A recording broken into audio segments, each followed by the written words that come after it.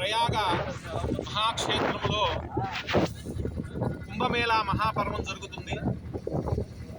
ఇక్కడ ఈ ప్రయాగని సృష్టి ఆరంభం నందు బ్రహ్మదేవుడు ప్రతిష్టాపనాపురం అని చెప్పి ఒక క్షేత్రాన్ని స్థాపించి ఆ క్షేత్రంలో విశేషమైనటువంటి ప్రకృష్టమైనటువంటి యాగములు చేయటం వల్ల దీనికి ప్రయాగ అనేటువంటి నామకరణం వచ్చింది.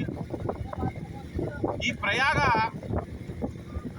మహాక్షేత్రంలో గంగా యమున సరస్వతి 3 నదుల యొక్క సంగమము జరగడం కారణం చేత దీన్ని త్రివేణి సంగమ తీర్థం మహాక్షేత్రంగా మనము కొనియాడుతున్నాము. విశేషించి ఈ క్షేత్రానికి మాధవుడు 12 రూపాల్లో పరిరక్షిస్తుంటాడు.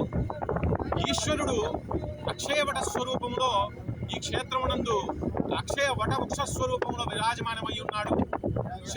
శక్తిపీఠమైనటువంటి మాధవేశ్వరీ దేవి ఈ క్షేత్రమునందు విరాజమానమై ఉంది.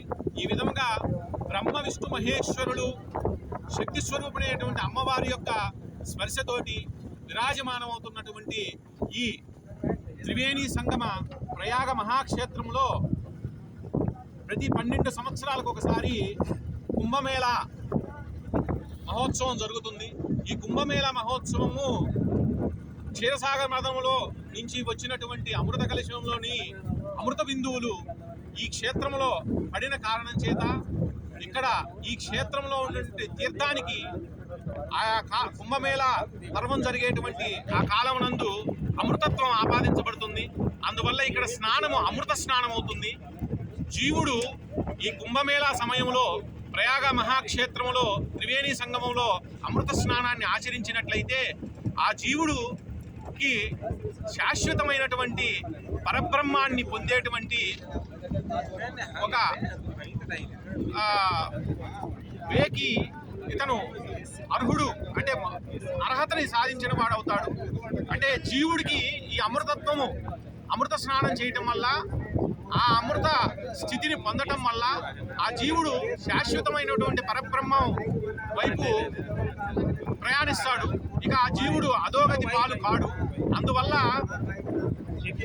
మనిషిగా పుట్టిన ప్రతి ఒక్కళ్ళు కూడా వాళ్ళ యొక్క జీవితాన్ని ఉత్తరించుకోవడం కోసము ఈ అమృత స్నానాన్ని ఆచరించి పరమాత్మ యందు వారి యొక్క జీవన మార్గాన్ని ప్రయాణం చేసి చివరికి ఈ జీవాత్మని పరమాత్మ యందు ఐక్యం చేయటము ఈ అమృత స్నానము ప్రయాగ స్నానములో ఉన్నటువంటి ముఖ్య ఉద్దేశము.